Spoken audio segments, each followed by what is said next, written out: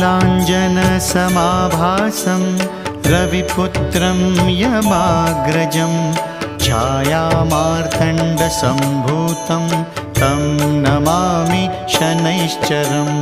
नीलाञ्जनसमाभासं रविपुत्रं यमाग्रजं छायामार्तण्डसम्भूतं तं नमामि शनैश्चरम्।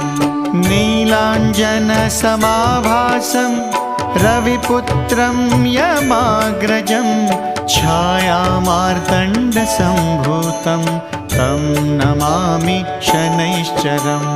नीलाञ्जनसमाभासं